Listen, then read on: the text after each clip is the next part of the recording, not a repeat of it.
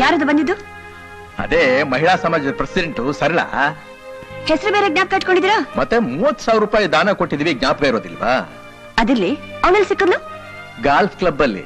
ಓ, ಆ ತೋಳಿಲ್ದ ರೌಕಿ ಅವಳು ಗಾಲ್ಫ್ ಬೇರೆ ಆಡ್ತಾಳ? ತೋಳಿಲ್ದ್ರ ಅವಳು ತೋಳಿನ ಮೇಲೆ ಯಾಕೆ ನಿನ್ನಿಗ ಹೋಯ್ತು? ಅವಳು ಗಾಲ್ಫ್ ಆಡೋದಕ್ಕೆ ಬರ್ಲಿಲ್ಲ, ನನ್ನನ್ನ ನೋಡೋದಕ್ಕೋಸ್ಕರ ಬಂದಿದ್ದು. ಅವಳಿಗೆ ಅನಾಥಾಶ್ರಮಕ್ಕೋಸ್ಕರ ಒಂದು ಜಾಗ ಕೊಟ್ಟಿದಾರಲ್ಲ, ಆ ಜಾಗ ನನಗೆ ತೋರ್ಸೋದಕ್ಕೆ ಅಂತ ಕರ್ಕೊಂಡು ಹೋದ್ಲು. ನೋಡಿದ್ರೆ ಜಾಗ? ನೋಡ್ದೆ, ಬಹಳ ಚೆನ್ನಾಗಿದೆ, ತುಂಬಾ ಪ್ರಶಸ್ತವಾಗಿದೆ. ಬೆಳಗ್ಗೆ ನಾನು ನಡ್ಕೊಂತಾನೆ ಹೋಗಿದ್ದು, ಕಾರಲ್ಲಿ ಹೋಗ್ಲಿಲ್ವಲ್ಲ, ಸರಿ ಅವಳದೇ ಕಾರ್ ಇತ್ತು, ಅದ್ರಲ್ಲೇ ಕರ್ಕೊಂಡು ಬಂದು ನನ್ನ ಇಲ್ಲಿ ಡ್ರಾಪ್ ಮಾಡಿ ಹೋದ್ಲು.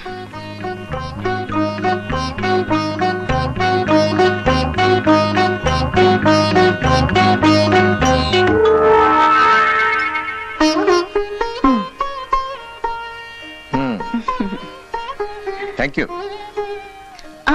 ಮಧ್ಯಾಹ್ನ ಊಟಕ್ಕೆ ಮನೆಗೆ ಬಂದ್ಬಿಡಿ, ಗೋಪಿನ ಇರ್ತಾನೆ. ಹೋದ ವರ್ಷ ಮಾಡಿದಾಗ ಮಾಡ್ಬೇಡಿ, ನೀವು ಅಣ್ಣ ಇಬ್ರು ಸೇರ್ಕೊಂಡು ಆ ಕ್ಯಾಪ್ಟನ್ ತಿಮ್ಮಯ್ಯನವ್ರ ಮನೆಗೆ ಊಟಕ್ಕೆ ಹೋದ್ರಲ್ಲ, ಜ್ಞಾಪಕ ಇದೆ ತಾನೆ? ಜ್ಞಾಪಕ ಇದೆ. ಹಾಗ್ ಮಾಡ್ಬೇಡಿ ಹಿಂದೆ. ಆಯ್ತು ಒಂದೇ. ಅಂತೂ ಏನೇ ಆದ್ರೂ ವರ್ಷ ವರ್ಷ ಬರೋ ನನ್ನ ಹುಟ್ಟದ ಹಬ್ಬ ಮಾತ್ರ ನೀನ್ ಯಾವತ್ತೂ ಮರೆಯೋದಿಲ್ಲ ಅಲ್ಲ? ಹೇಗ್ರಿ ಮರೆಯೋಕ್ ಸಾಧ್ಯ? ನಾನ್ ನಿಮ್ಮನ್ನ ಮೊದಲನೇ ಸಲ ನೋಡಿದ್ದು ಅವತ್ತೇ ತಾನೆ? ಯಾವಾಗ? ಮೊದಲನೇ ಸಲ ನೀವು ನಮ್ಮ ಎಸ್ಟೇಟಿಗೆ ಬಂದಾಗ ಡೈನಿಂಗ್ ಹಾಲ್ ಅಲ್ಲಿ ನಮ್ಮಣ್ಣ ವಿಶ್ ಮಾಡಿದ್ದು. ಓಹೋ, ಡೈನಿಂಗ್ ಹಾಲ್ ನಲ್ಲಿ ನಿಮ್ಮಣ್ಣ ನನಗೆ ವಿಶ್ ಮಾಡ್ದ. ನೀನ್ ನನ್ನ ಜೀಪ್ ನಲ್ಲಿ ಕರ್ಕೊಂಡ್ ಬರ್ತಾ ಮಧ್ಯ ದಾರಿ ನಿಲ್ಲಿಸಿ ವಿಶ್ ಮಾಡ್ದೆ ಅಲ್ಲ? ಎಲ್ಲ ಜ್ಞಾಪಕ ಇಟ್ಕೊಂಡಿದ್ದೀಯಲ್ಲ ನೀನು ಕಮಲ. ಆವತ್ ನಾ ನೋಡ್ದಾಗ ಹೇಗಿದ್ದೀಯೋ ಇವತ್ತು ಹಾಗೆ ಇದೆಯಾ? ನೋಡಿ ನೋಡಿ, ಸುಳ್ಳು ಹೇಳ್ಬೇಡಿ, ಎದುರು ಕನ್ನಡಿ ಇದೆ. ಏನ್ ತಲೆ ಸ್ವಲ್ಪ ನಿನ್ನ ಅರ್ಥಕೊಂಡಿದೆ, ನಾನು ಸ್ವಲ್ಪ ಹೆಚ್ಚಾಗಿ ನರ್ತಿದ್ದೆ ಅಷ್ಟ ತಾನೆ?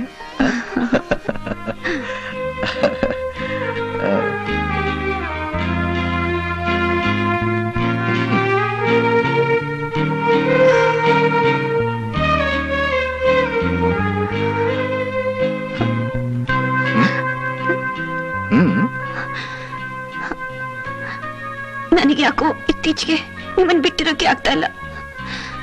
ಯಾವಾಗ್ಲೂ ಹೀಗೆ ಇರ್ಬೇಕು, ನಿಮ್ ಜೊತೆಲೇ ಇರ್ಬೇಕು ಅನ್ಸುತ್ತೆ. ಅದು ಸಹಜ ಕಣೆ. ವಯಸ್ಸಾಗ್ತಾ ಆಗ್ತಾ ಪ್ರೇಮ ಹಣ್ಣಾಗ್ತಾ ಇರುತ್ತೆ.